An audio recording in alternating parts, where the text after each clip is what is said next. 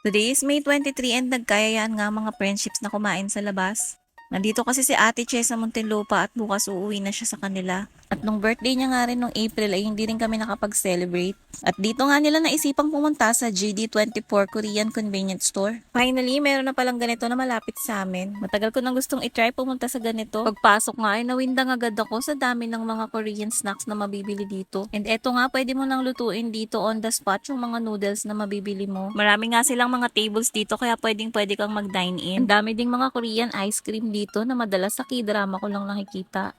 At ayan yung mga price niya. Wala nga akong idea kung ano ba ang unang dapat gawin. Una na nga bumungad sa akin ay itong mga nori sheets. Sabi ng mga friendships ko, kumuha daw kami ng mga noodles. Ito nga at napakaraming mga cup noodles dito. Sa dami nga, hindi ko alam kung anong dadamputin ko. At napakarami pang ang iba't ibang mga Korean snacks dito. May nakita rin akong samjang at Korean luncheon meat. At eto yata yung tteokbokki na matagal ko nang gustong itry. Meron din dito ang mga chips and chocolates. Lahat na yata ng Korean snacks na hahanapin mo nandito na. Dito nga pala yung counter nila at dito ka magbabayad. First time ko sa ganito kaya windang na windang talaga ako. Then sabi nga ni Kyla, i-try daw namin to. So si Kyla ay anak ng isa sa mga friendships ko. Hindi ko nga alam kung anong kukunin ko kaya ito na lang kasi ito na try ko na to. Meron pa nga dito, eto nakalagay stir fry. Nag-ask kami kung ano yung pagkakaiba nila pag stir fry pala para siyang pansit canton, wala siyang sabaw. At eto na nga yung mga nakuha namin. First time nga namin dito kaya hindi namin alam kung anong gagawin. Pero very accommodating yung mga stops nila, hindi ga-guide nila kayo. Pagdating sa drinks, nako napakadami na namang pagpipilian. Parang kahit araw-araw ka pumunta dito, hindi ka mauubusan ng choice ng drinks. Eto nga yung una naming napili ni Kyla na drinks. Tapos ganito pala dapat, kukuha ka ng tray and ng parang bowl para sa mga noodles mo. And take note na may additional payment na 40 pesos para sa paggamit ng mga bowl na yan. Ayan nga at ina-assist na nila kami. Say hi sa aking mga friendships. O diba at parang napapasayaw pa nga dyan si Ate Ai. And eto nga pala, sabi nila kapag nag-rate daw sa kanila sa Google and nag-post ng pictures, papakita mo lang sa kanila and meron kayong free coffee. Tapos sabi nga ni Kyla, eto na lang daw yung kunin naming drinks para ma-experience naman namin yung sinasalin-salin sa baso na may ice. Tapos kapag nakuha mo na lahat ng gusto mo, iwanan mo na siya charot. Pag nakuha mo na lahat ng snacks na gusto mo, dalhin mo na dito sa counter para magbayad. Pwede kang mag-dine in, pwede ka rin naman mag-take out. Andi dito nga pala sa counter yung mga iba't ibang choices nila ng toppings. Tapos ayan, may binigay nga pala sa amin yung may-ari ng store. Libre daw yun, yung egg roll. And eto na nga yung total ng price ng mga nakuha namin. Nga daw to ni Ate Che, kaya siya yung nagbayad. Thank you, Ate Che. Eto nga pala yung papri sa amin na egg roll. After magbayad, ayan, pwede nyo nang lutuin dito yung mga noodles nyo. Nakakatuwa nga kasi si Sir pa, yung owner, yung tumulong sa amin. Siya talaga yung personal na nag-assist sa amin sa pagluluto ng noodles. Kung gaya ko, hindi nyo rin alam kung paano gagawin sa pagluluto, marami silang stop na pwedeng mag-assist sa inyo. Aside from that, may mga nakadikit ding instructions sa wall.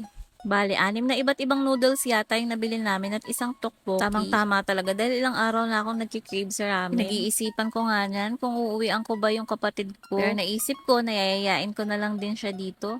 Ito nga palang GD24 ay located sa National Road, Putatan. Dito yata to sa dating Yellow Cab sa tabi ng Angel's Pizza. Ayan at nilalagyan na nga ni Ate ay ng toppings yung mga noodles namin. Nakakatuwa nga at may binigay na namang free sa amin yung owner ng store. Kanina binigyan niya kami ng egg roll and ngayon naman kimchi. So naluto na nga lahat ng noodles namin kaya ayan, kainan na. Ito nga pala yung tteokbokki. Tama ba yung pagka-pronounce ko? Finally, matitikman ko na rin siya. Cheesy ramen yung sa amin nila Kyla. Korean black bean noodle daw yung kay Ate Ai. Yung kay Ate Che naman, hindi ko na itanong. Ito yung mga drinks na kinuha namin. Yung ice nga pala na nasa baso ay may separate na bayad na 20 pesos. Blue lemonade yung drinks na kinuha ko. Dati sa mga K-drama at sa mga vlogs ko lang nakikita to. Ngayon ay maita-try ko na rin siya. First time ko lang mag-try ng ganitong drinks. Lakas pa ka-Korean vibe. Dati pa sesto-sesto lang ang alam kong juice na nasa pouch. Eto, first time ko lang din mag-try ng egg roll. Pati yung fish cake ay first time ko lang din matry. Sabi ko nga ay lasa siyang fishball na flat. Charot. Eto ka at enjoy na enjoy kami ng mga friendship ko. More lafang and more kwentuhan.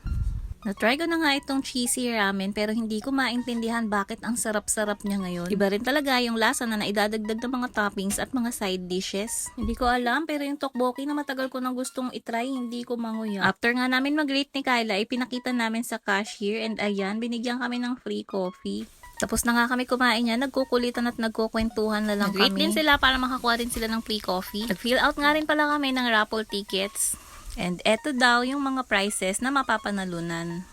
We really had fun sa aming Korean snacks experience dito sa GD24 Korean Convenience Store. Ang bait ng owners at mga stops nila.